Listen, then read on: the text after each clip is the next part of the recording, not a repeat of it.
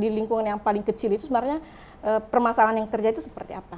Jadi mungkin nanti bisa menjadi masukan bagi kami ke depannya, kira-kira mungkin bisa menjadi bahan penelitian mahasiswa.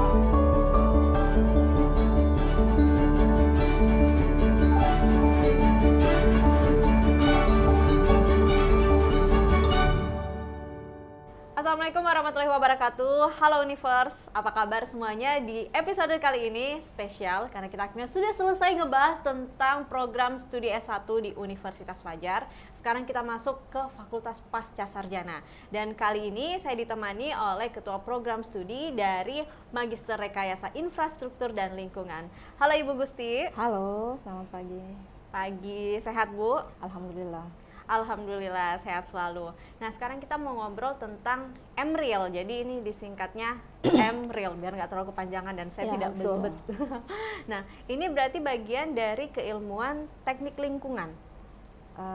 Teknik sipil sih. Sebenarnya teknik sipil. Induknya itu teknik sipil sebenarnya. Jadi memang kalau misalkan mau lanjut kuliah di MRIL, apakah wajib di S1-nya menyelesaikan studi teknik sipil? Sebenarnya tidak juga, hanya karena kan awalnya ceritanya itu awal dibentuknya dirintisnya MRIL ini kan itu dari teknik sipil, hanya nomenklaturnya itu diarahkan kemarin namanya itu Magister Rekayasa Infrastruktur dan Lingkungan. Jadi kalau berbicara masalah lingkungan, saya pikir hampir semua background keilmuan itu nyambung sih kan. Mau berbicara di teknik mesin, arsitek itu kalau berbicara semua bidang saya pikir agak nyerempet ke lingkungan gitu. Ada bagian yang memang tidak terpisahkan dari lingkungan. Meskipun kalau melihat secara persentasenya itu lebih besar ke teknik sipil sih. Teknik sipil. Untuk konsentrasinya sendiri di MRIL ada berapa konsentrasi? Sementara ini ada 3 konsentrasi di MRIL itu. Yang pertama infrastruktur dan material maju. Kemudian yang kedua ada mitigasi bencana, kemudian yang ketiga ada sanitasi. Sanitasi. Dari ketiga ini yang paling banyak diminati sejauh ini? Kalau sekarang yang paling banyak diminati konsentrasinya peminatannya itu lebih ke infrastruktur dan material maju. Kenapa bisa seperti itu kalau Bu Gusti lihat? Apa sih yang membuat cenderung mahasiswa melanjutkan konsentrasi ke situ? Yang pertama mungkin mahasiswanya itu dari sipil sendiri, teknik sipil sendiri. Kemudian lebih kebanyakan sih ke pelaku konsultan dan kontraktor. Konsultan dan kontraktor. Ya, sampai saat ini peminatannya itu lebih dominan ke infrastruktur dan material maju. Berarti kalau melihat mahasiswanya, kebanyakan yang justru prospek kerja mereka di luar sudah sangat bagus dan melanjutkan perkuliahan di MRIL begitu? Iya, seperti itu. Meskipun ada sekian persen yang fresh graduate, tapi yang lebih besar itu sebenarnya diserap di MRIL itu kebanyakan yang sudah kerja karena tuntutan dunia kerja mereka, lingkungan kerja mereka itu biasanya tidak bisa lagi meningkat atau ke arah ke jenjang yang lebih tinggi. Misalnya kalau saya kasih contoh contoh kecil itu misalnya kalau di dunia konstruksi itu, di dunia kontraktor, konsultan itu mereka nggak bisa lagi menjadi tim leader atau site engineering kalau misalnya gelarnya masih S1. Lebih kebanyakan ke itu sih motivasi mereka untuk lanjut. Berarti sebenarnya kalau dilihat dari kualitas mahasiswa sudah bagus juga, berarti bisa saling mengisi atau membantu jenjang S1 yang ada di Unifa juga. Iya, jadi kebetulan kalau di dalam kelas itu kan ada fresh graduate, ada yang enggak ya, ada yang sudah kerja, jadi di mix, di dalam kelas itu di mix. Jadi mereka saling membantu, ada yang mungkin di pengaplikasian kan yang sudah kerja lebih matang, jadi mereka saling membantu sih, mensupport seperti itu. Jadi bisa saling sharing satu sama lain. Iya, benar. Jadi mungkin yang fresh graduate baru lulus S1 terus mikir di mana ya saya bisa lanjut S2 yang bukan cuma sekedar dapat teori tapi dapat link juga, berarti cocok sekali di MRIL. Berarti untuk MRIL sendiri sudah banyak membangun kerjasama juga dengan instansi lain? Ya, alhamdulillah sudah beberapa kerjasama sudah kita inikan. Yang paling terbaru itu dengan salah satu universitas di Bali. Kami kerjasama itu yang paling terbaru. Ya mungkin kedepannya lebih jeli lagi melihat peluang-peluang kerjasama yang mungkin bisa mendatangkan potensi mahasiswa yang lebih banyak lagi. Betul sekali. Nah, untuk program perkuliahan berarti memang ini sangat ramah untuk yang sedang berkarir atau bekerja. Ya, benar. Jadi ini memang bisa sebenarnya reguler, hitungannya reguler atau memang kelas pekerja. Jadi sebenarnya kalau berbicara di lingkup itu sih, kalau di Pasca, saya tarik ke Pasca ya. Kalau di Pasca itu 3 program studi itu sudah menerima mahasiswa per semester. Per semester. Jadi nggak lagi per tahun, tapi per semester. Per semester. Oh, jadi bisa ngikut di semester mana aja? Ya. Tidak harus menunggu saat semester ganjil gitu. Jadi kami open penerimaan mahasiswa terus-menerus. Terus-menerus. Jadi sekarang juga lagi buka, guys. Jadi yang mau lanjut, udah selesai, misalnya sudah lempar toga kemarin anak teknik sipil khususnya ya, itu bisa langsung lanjut di Emril di Unifa. Jadi kalau ditanya kapan buka pendaftaran lagi, selamanya. Always open. Oke, seperti itu. Oke, nah ada sumbangsi sendiri tidak dari Emril untuk lingkungan, khususnya selama pandemi COVID-19? Kalau selama COVID ini kan, itu kan sebenarnya tantangan bagi kami ya. Iya. Sebagian besar sih sebenarnya, secara umum global. Di mana harus tetap menjaga, mempertahankan kuantitas dan kualitas proses pembelajaran, sementara dalam konsep kondisi yang berbeda. Iya, ya betul. kan? Nah, itu yang perubahannya yang agak mau tidak mau harus kita hadapi seperti itu. Jadi kebanyakan kemarin mungkin kalau di dosen itu banyak memberikan materi-materi mungkin lebih ke masyarakat seperti itu. Terlibat misalnya sebagai pemateri di tema yang lingkungan misalnya, seperti itu sih. Berarti termasuk kayak sosialisasi lingkungan, penyuluhan kepada masyarakat. Iya. Biasanya program itu di mana? Yang paling baru lah di mana itu? Yang kemarin yang paling baru itu ada sosialisasi Perda ya, tentang pengelolaan air limbah. Nah, itu ada beberapa dosen yang terlibat dalam sosialisasi tersebut. Itu kebetulan connect juga kan dengan Emril. Oh, jadi termasuk dosennya juga langsung turun ke lapangan. Jadi bukan cuma mahasiswanya, tapi dosennya juga ikut terlibat sebagai bentuk pengabdian juga kepada masyarakat. Ya, di samping itu juga di sesi itu juga kan sebagai dosen kita juga bisa melihat atau mengidentifikasi potensi-potensi permasalahan lingkungan yang ada di masyarakat.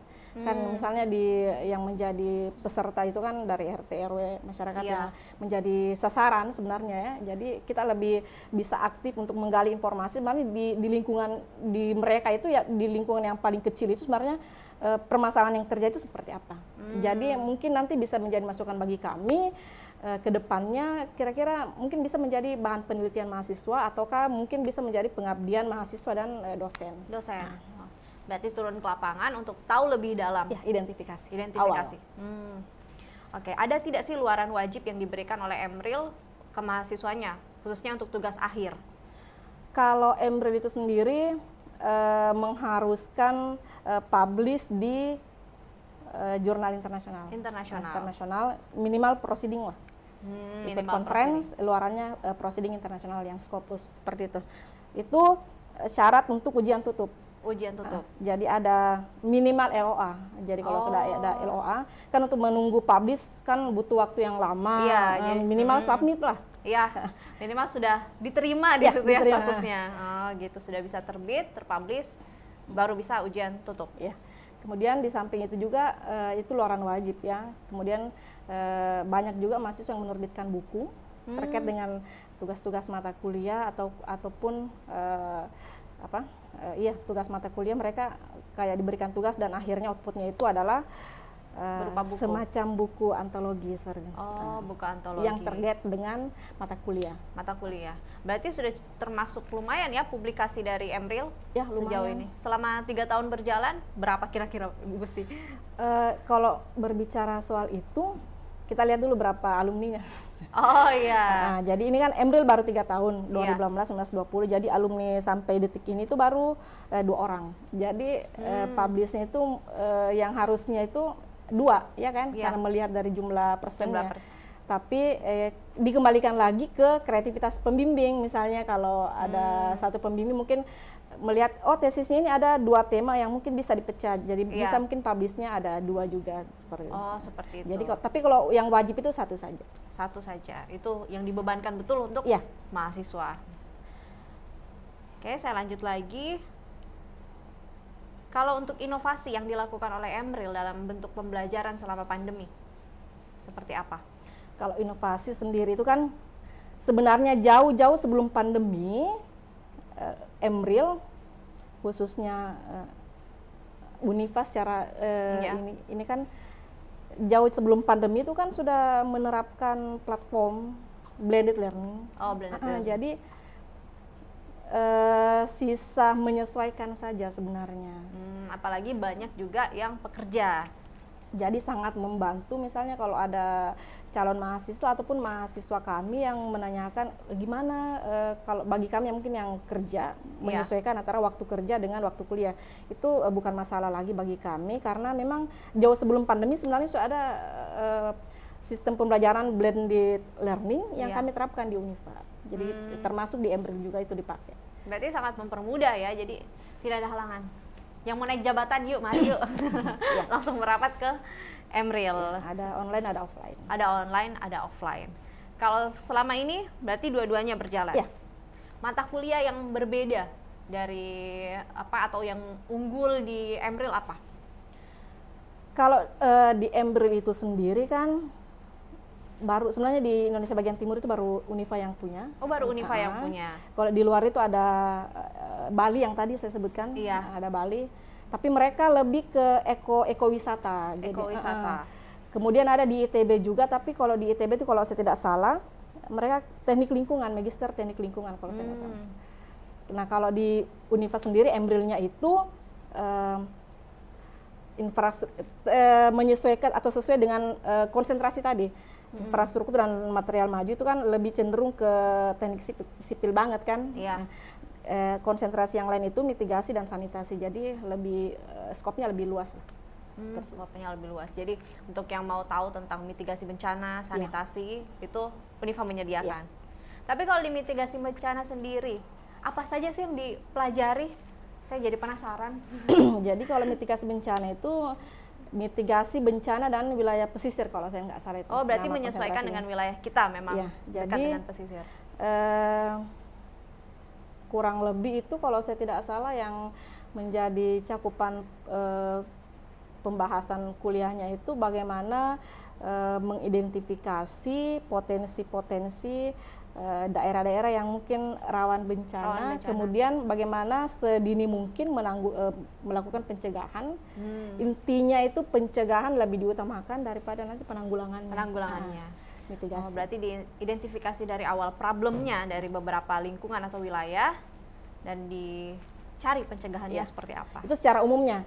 Adapun nanti misalnya pengaplikasian di mata kuliah itu tergantung inovasi dosennya lagi, bagaimana meramu mata kuliah itu, bagaimana supaya melihat menyesuaikan dengan isu-isu terkini misalnya. Oh iya, seperti itu.